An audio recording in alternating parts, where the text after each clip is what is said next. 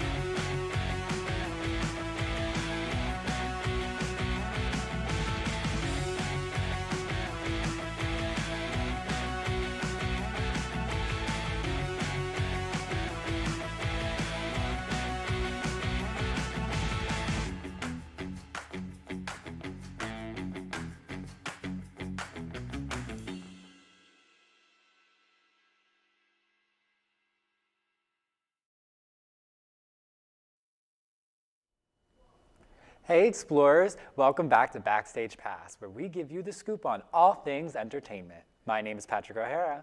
And my name's Kayla McCrae. But you already knew that. And if you didn't, well, now you do. Before we begin today's show, we wanted to send our condolences to Matthew Perry's family. It was reported on October 28th that Perry had passed due to an unfortunate drowning. If you are unfamiliar with Perry, you may know him as Chandler from the NBC hit television sitcom series Friends. He was only 54 years old. In other news, the trailer for Zelda Williams' Lisa Frankenstein dropped a few days ago. The movie takes place in 1989 and follows Katherine Newton as Lisa Frankenstein, a misunderstood teenage girl who develops a crush on a corpse? Played by Cole Sprouse. She brings him back to life and the two embark on wacky, murderous, love-filled hijinks. The film is set to premiere in February 2024. Well, before we take to 2024, Beyoncé has announced her glamorously unique Renaissance tour will officially be coming to local theaters near you. That's right, Renaissance, a film by Beyoncé, will be hitting AMC theaters on December 1st. And as she said, she's number one and she's the only one. If you disagree, you better remain on mute.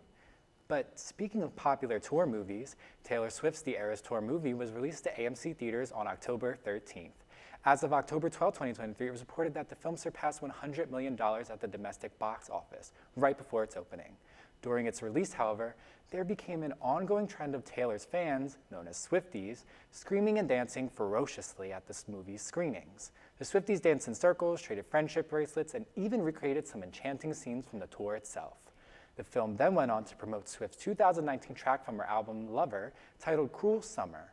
The song, 4 years later, hit number one on the Billboard Hot 200 chart, making the song Swift's 10th number one hit. Speaking of number one, the Five Nights at Freddy's movie is currently killing it at the box office. On its October 27th opening night, it grossed over $39 million, the biggest opening day for a video game movie ever. The Blumhouse indie game film also surpassed the Super Mario Bros. Movie as the highest grossing video game movie ever by $10 million. I'm gonna be honest, I've never played or even watched people play Five Nights at Freddy's. I was a sensitive child. I was worried that I just wouldn't get this movie, but thankfully, I was so wrong.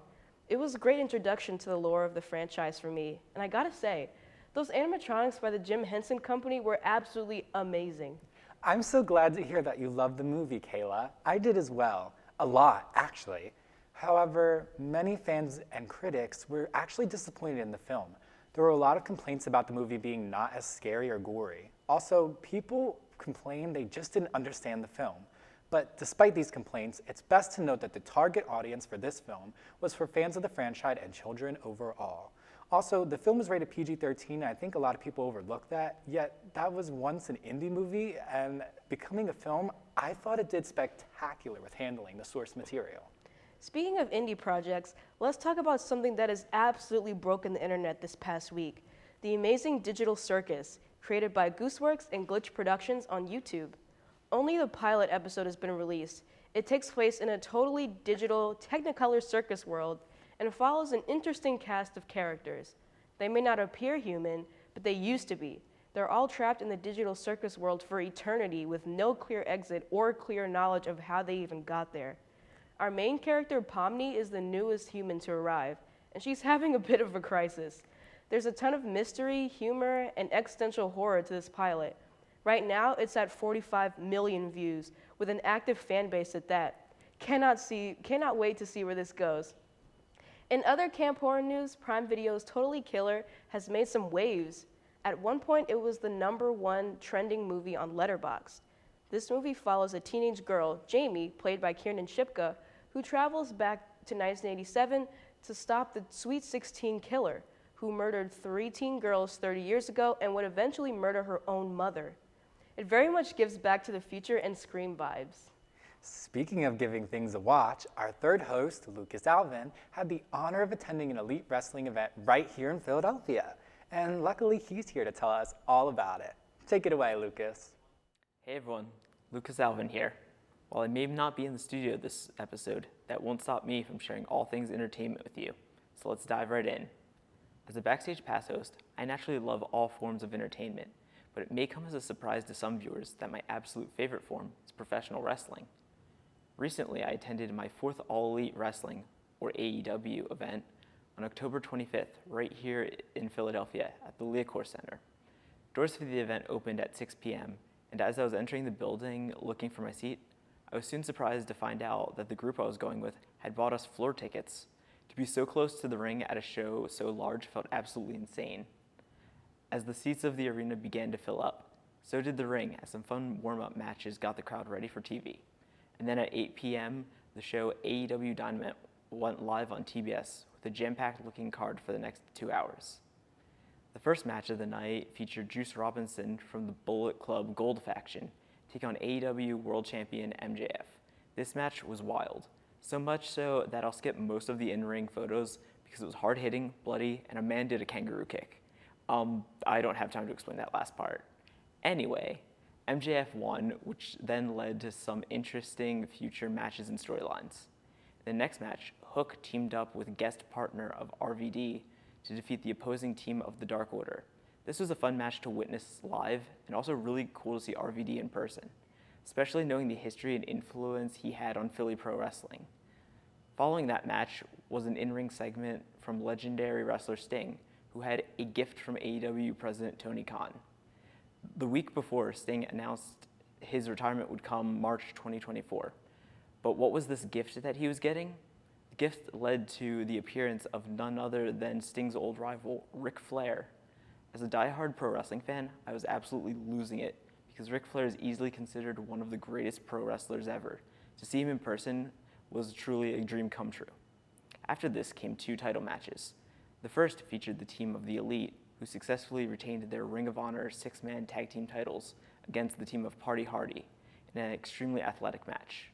The second match featured Hikaru Shida successfully defending her AEW Women's World Championship against Ruby Soho. This match was fun with some good old villain shenanigans that really made it stand out to me.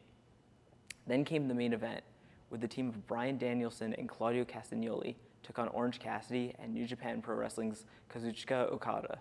Getting to see Okada face off with Danielson was incredible, as they're both arguably 2 of the very best pro wrestlers today. I was also super excited because Okada has been at the top of my wrestlers I want to see in person list for almost a decade now. So to see him in person felt unreal. At the end of the emotional and exciting match, Claudio and Danielson came out with the victory. But there, the show's broadcast ended. But the crowd stuck around for 1 more hour of action as the episode AEW Rampage was filmed. Rampage was also a great show, having some competitive matches and interesting setups for future storylines. The event concluded around 11 p.m. From there, I took an accidentally scary picture with my phone as a memory and returned home, where I felt way too wired to go to sleep. Before I go, I just wanted to say that if you ever get the chance to watch AEW on TV or attend an event live, I can't suggest them enough. Their mix of athleticism and entertainment is truly incredible. But now I must bid you adieu. Goodbye, and back to the studio with Kayla and Patrick.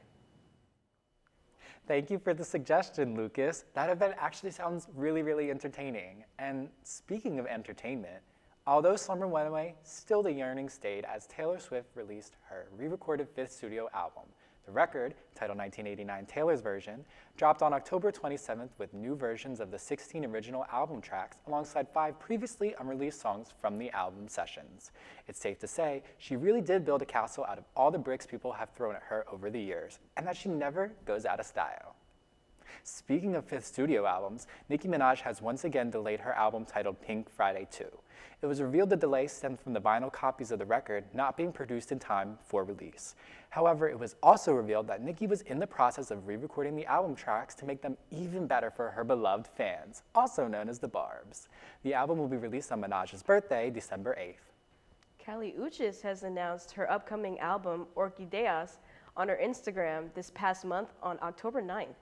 On October 18th, she also announced the album's track list with each track name tattooed on her back. Artistic choice. Kali not only announced a new album, but she dropped one of the songs as a single titled Te Mata. According to the tracklist announcement, it's looking like Te Mata is the 6th track on the album. Earlier this year, back in March, a different single from this album, Muñequita, was also dropped. This song was a collaboration with City Girls member JT and is currently the 5th most popular song off of Kali's Spotify. Bad Bunny has released his 5th solo and 6th overall studio album titled Nadie Sabe Lo Que Va a Pasar Mañana. After releasing the album on October 13th, Bunny then went on to announce his upcoming Most Wanted tour in 2024. Speaking of tour, I was finally able to break my concert starvation this past month. I went to go see the Midwest princess herself, Chappell Roan, at the Fillmore on October 14th. The most fun part about it? Dressing up, of course.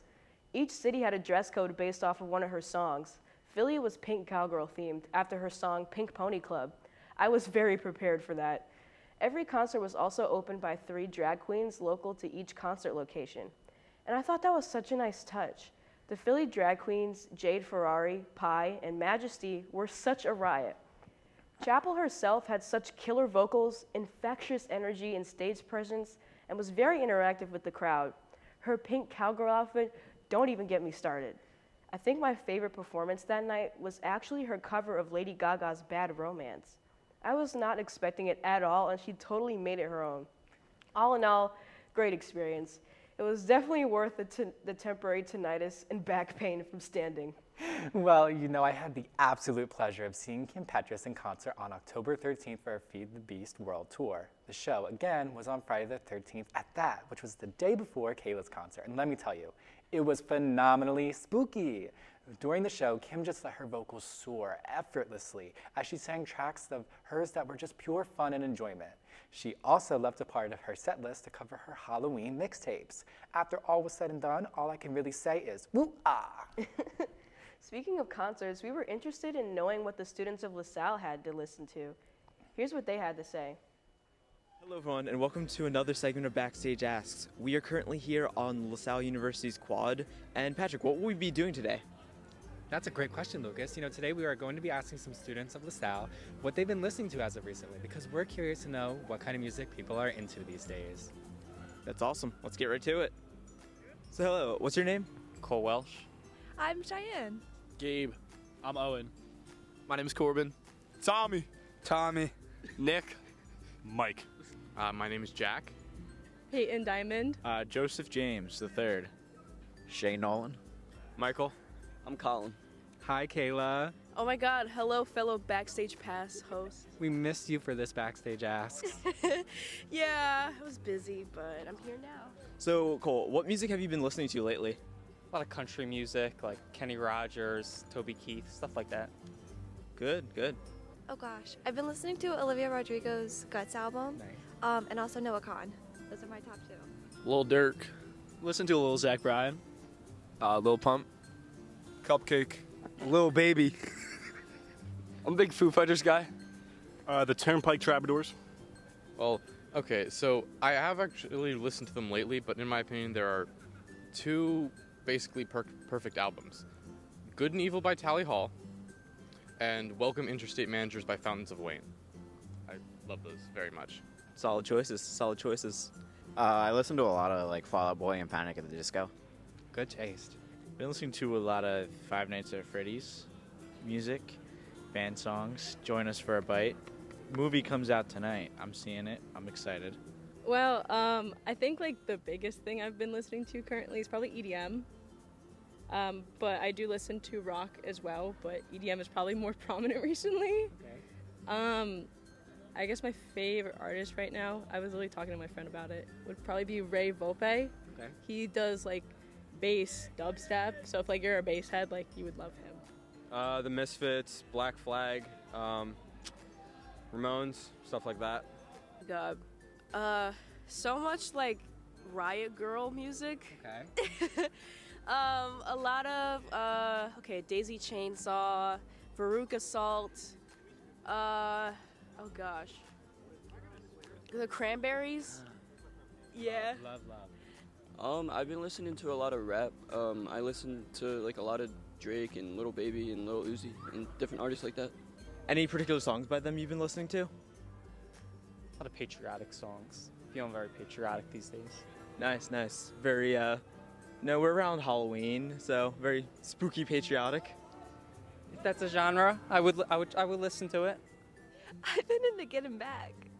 I love that song. I love that song. Great album too. Great album. I really Whiskey. Mad is my favorite. IDAF. The Bigger Picture. Huge Everlong, man. Good Lord Lori. I like Mexican wine on Welcome Interstate Managers, and Hymn for a Scarecrow on Good and Evil. I'm a big fan of Join Us for a Bite. It's a very good one. I forget who wrote it, but I've been listening to it, but it's very good. One of my favorite songs is called Love from the Other Side. It's by Fall Out Boy, so it's a really great song. Skulls by Misfits, Green Hell, for Ramones, Pet Cemetery, and Beat on the Brat, Black Flag, Rise Above, and Six Pack. I would probably say there's one song called Eat Sleep Rage, and then there's another one called Happy Song. They're really cool, and like I said, if you're a bass head, they go hard. Oh, Universal Heartbreak, I think it's called, by Juliana Hatfield. She's so cool. There's a song on there, it's called Zoom, that I really like. That's really good, so I would recommend that. Can you guys explain why you look so creamy today? I got it. All right, we look so creamy today because we're doing a fundraiser for D for Dude. It's $5 for a pie to the face towards a great cause for cystic fibrosis, and obviously we've been making some money. Yeah, come out December 1st for the beauty pageant and see us all perform, you know.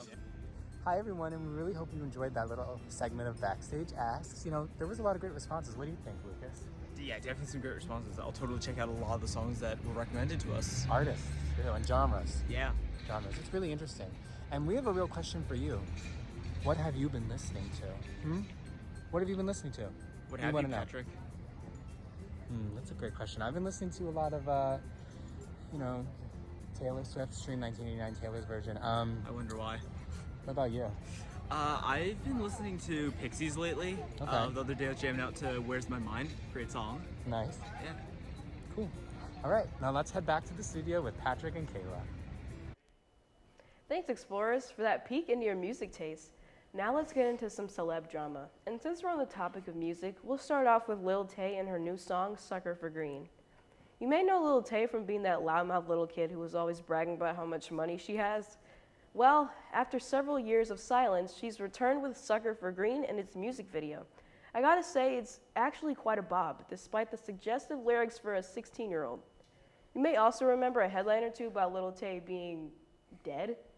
Well, it turns out you weren't crazy, but it's also not true. It was revealed by Lil Tay herself over an Instagram live stream that her abusive father faked her death in order to sell NFTs of her, including a whole bombshell of information on the abuse she's been subject to. Talk about twisted. We'll have to see how this carries out. Whether you're a music or a football fan, I'm sure you've caught word of the internet's hottest question. What's going on between the Kansas City Chiefs tight end Travis Kelce and the bejeweled Taylor Swift? It all began on September 24th when Swift was spotted at one of Travis's games sitting next to his mother.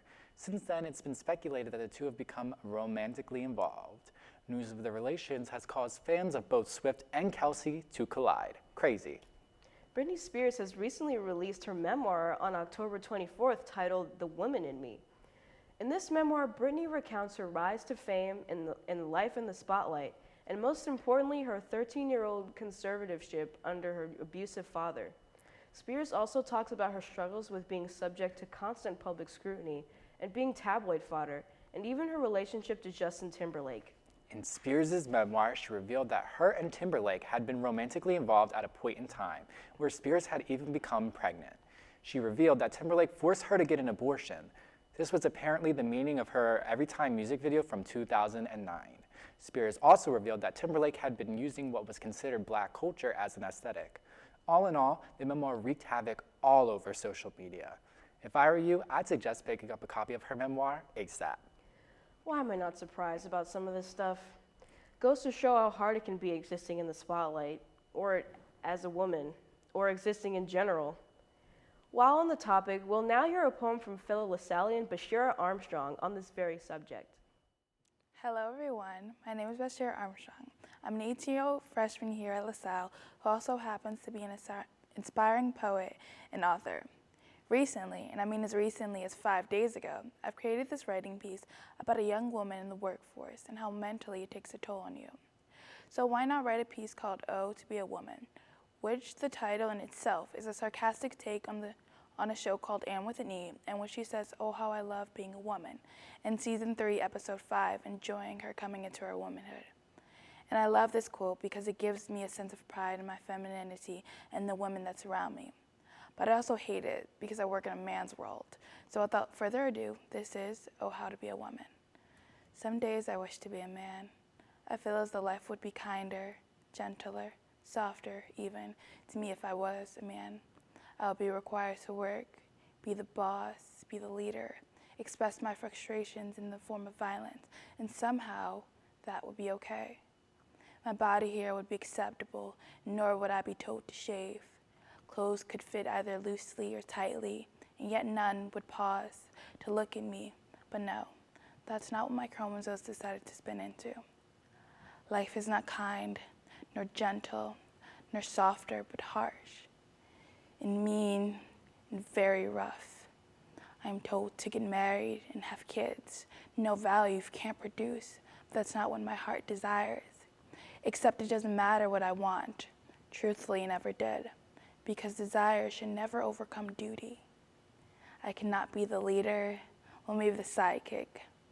Nor am I allowed to express my emotions in the form of rage, as I don't want to be considered manly. Oh, to be a woman means to be afraid of the dark and who lies in wait. Oh, to be a woman means to have to accept being sexualized from the moment of puberty because we are what men desire. Oh, to be a woman means saying no to a date, means saying yes to death. Oh, to be a woman means to expect to be passed over to a man with lesser experience. Oh, to be a woman means to be pretty, but not too pretty. Oh, how you don't want to be perceived as easy or a cheater because of how desirable you are. Oh, to be a woman means to be perfect at all fronts, yet still somehow maintain a sense of identity. Oh, to be a woman means to be without ever having the complication of being. Oh, how I wish to be a man. So I've already read this a couple times and I've received a couple of mixed reviews from both sides. And honestly, this is what I expected. But this is the reality of many women, including me in the workforce. And some days it's harder than others. I wrote this after one of those days. But enough with the heavy. Let's go back to the studio with Patrick and Kayla. Wow, thank you, Bashir, for that amazing poem. We'll have to have more of these on the show in the future. Speaking of shows in the future, I cannot believe it's been 4 episodes without Eric and Hannah. You know, last season's host of Backstage Pass, iconic. But don't worry, because this episode we have both Hannah and Eric specially returning with a segment celebrating 25 seasons of Backstage Pass. Our third host, Lucas Alvin, wanted us to say, never fear, for Eric and Hannah are here. Let's have them take it away, shall we? We're back. I'm Hannah Balkowski. And I'm Eric Valenti. And we graduated in 2023, so last year. So we're very new to the alumni scene, but we are so proud of Lucas, Kayla, and Patrick. We got to work with them last year, and they were like our children. Like, that's how I felt. and I still feel. Yeah. So I'm so proud of them. And season 25 is off to a great start. One of my favorite things about Backstage Pass is every single host does something that, they kind of make it their own show. And I think Eric and I have a couple of things that we implemented that made it ours. So my favorite part was social media, I think was like the best part. We did a lot of TikToks. I kind of did force Eric to do them against his will, but that's okay. I think my favorite part of Backstage Pass, besides like becoming best friends with Hannah from it and doing LaSalle TV and stuff, I think doing like our segment Backstage Asks, it's very hard to pronounce, when we would be on the campus like asking students questions. Like that was another thing we implemented, and that was so fun. And like I'm glad that you guys are like carrying that on this year. So great job. Eric and I really just had so much fun on air because we would do a lot of ad libs, and my favorite ad lib ever was when I was trying to do an impression of the Barbie character Bibble, and Eric cut me off like at the perfect timing, and it was just so funny. That was one of my favorites, but like I think it's between two. It's between the Silver Lining Save or like when we did the Adam Levine reading. That was hilarious. Yeah, and we did a lot of like picking and choosing between like two different things. So that was always fun too. Yeah. Yeah, I I keep love that. forgetting we did so much. We did some cooking shows. We did Oh my God. Halloween brownie treats that we recorded in my apartment, and it took forever. There was a lot of trials and tribulations with some things. We forgot to plug in the mic for our first segment of We did. Backstage Asks, but we made it work. And that's what my advice would be for any host now or in the future is you just have to like make it work. You have to have a plan B. Yeah. Everything you can fix. If it doesn't go perfectly, it's fine. You just got to be able to have the confidence in yourself and in your show that, whatever you put out there is going to be amazing, and you have to put your all into it. I think that's really good advice.